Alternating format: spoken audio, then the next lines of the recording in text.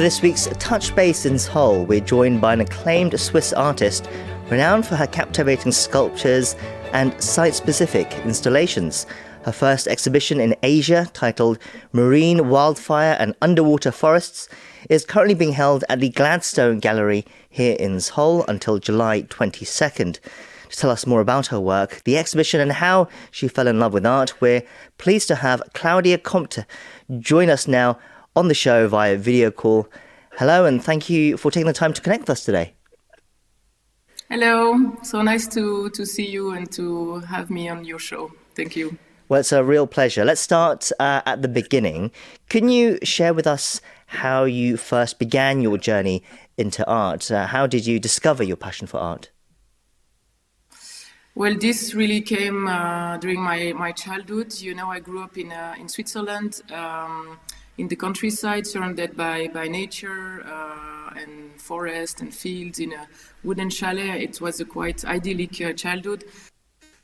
This relationship with nature through really, you know, drawings and painting and sculpting from an earlier, quite early age. And then I had the chance to do an art school in Lausanne, very renowned and international art school.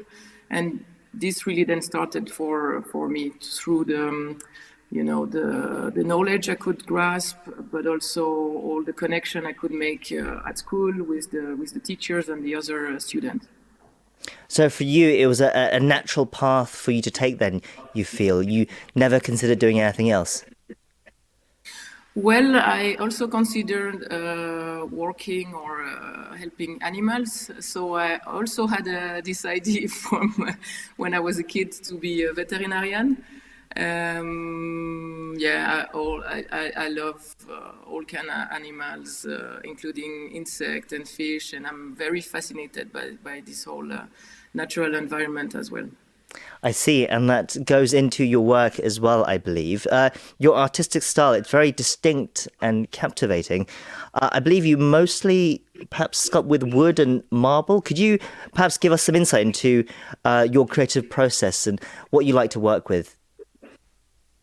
Yeah, completely. So one of the first steps I do is mainly working with wood when it comes to sculpture. So most of everything of the sculpture starts with me picking the chainsaw and working with entire trunks. For day sculpture, I don't cut any trees. It's really important for me. So it also takes quite some time to get the right trunks, because I have this network of lumberjack in Switzerland, and they contact me when they have interesting trees that they had to cut for, you know, whatever reason. It can be because the trees are becoming old, which is a kind of good reason, but it can be because sometimes they grow really big and then people get scared that they're gonna fall down, and sometimes it's really sad also that they have to cut them down, you know. I'm saying that because mostly we really need forest and trees for us to breathe. You know, we know from scientists that half of the 50% of the oxygen is produced by the forest, and the other 50% from the ocean. So somehow you can represent yourself taking one breath or two from the forest and one breath or two from the ocean.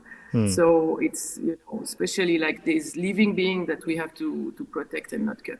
But anyway, that's also, since, you know, I like to speak about that, it's also a way for me to, as using the wood directly for the sculpture, it's also a way for me to bring up the message or the topic forward. And so, yes, so I do everything myself with the chainsaw. Sometimes it sounds a bit crazy because the trunks can be very large, right? Right, it sounds like it could be quite dangerous as well. It's okay, you know. I'm not climbing trees and cutting Sure. while I'm attached to, you know, like these guys, like these lumberjack that cut down these gigantic trees sometimes. So I'm still always on my feet. But yeah, it's I have to be careful, of course. But then with my team, we polish and grind everything and make the whole work together to really have this perfection into the wood. And this comes then to really have the public kind of absorbed into this wood, meaning that I love to reveal all the lines of the trees. Because as everyone knows, normally every circle is 1 year in the life of the tree, and then it gets fascinating to understand that. But I also work with another natural material, which is marble. Right. And marble is super fascinating also because it's very difficult for us human to imagine that, but it has been formed millions of years ago during millions of years. And for some of the marble, it's actually crushed shell. So these tiny animals that were collected together on the seabed of the ocean, and while the tectonic plate moved, it created these mountains that we are carving now. Sure. And one of these mountains is this quarry in Carrara, in Italy, where I work with this marble. Well, clearly you have a deep love of nature, and you cover environmental issues through your art, I understand. What role do you believe art can play in raising awareness about such issues through things like your work as well? Yeah, art has a very, very important role to play because I think through artists we can visualize maybe better this data or this information we get from scientists that, like the scientist knows, right? They know since years what is happening to our planet, the climate, and everything, and they finally have a quite hard time to communicate about what is happening. I find, and I think through art, it's possible to deliver a message differently, through joy, sometimes humor, and through seeing or appreciating or touching even sometimes. This is another way of seeing things, obviously. So let's talk about your exhibition here in Seoul, Marine, Wildfire and Underwater Forests. It's being showcased at the Gladstone. I understand it's your first exhibition in Asia. Can you tell us some more about it? Yeah, I was super excited when Gladstone Gallery proposed me to do a show in Seoul in their new gallery. Fairly new, because I have been very excited to work in Asia since a long time, and I had a few occasions, but not that many yet. And I believe my work could be of interest also in this area. And so it was amazing. It was my first time in Korea, first time in Seoul. And it's also such a privilege to be able to travel that far and come over and install there. And so we spent quite some time on site because with my team we have done a large wall painting. I really wanted to take over the whole space of the gallery, which is not a gigantic space, but a very, very nice space in itself. And so I really wanted to bring the spectator into another environment. So Sure. You have this wall painting with this gradient, this very light gradient, blue light gradient that comes from the ground floor until the second floor. So that goes through 3 floors of gradient. And then you have this kind of waves or flame that goes around through the walls as well. And then, like the piece behind me, some marble reliefs that are on the wall directly. Right. So if we can see, I think just behind you, there's a picture. There's a relief of a cactus. Am I right? Correct? Yeah, I have to turn on the. Yes, exactly. So this is one of the piece from from this series, a complete new series I had produced for the show, and I kept this work here in the studio in Switzerland. And so This sculpture, actually, the cactus is called Leo, which is the name of my baby, 1-year-old baby. I have 2 sons, and I like to give names to. Just 1 second. Can you close the door? Sorry. So you're saying yes, it was named Leo. Yes, exactly. So I really like to create some kind of empathy with the spectator through the viewing of my piece, you know. So I like to give them names.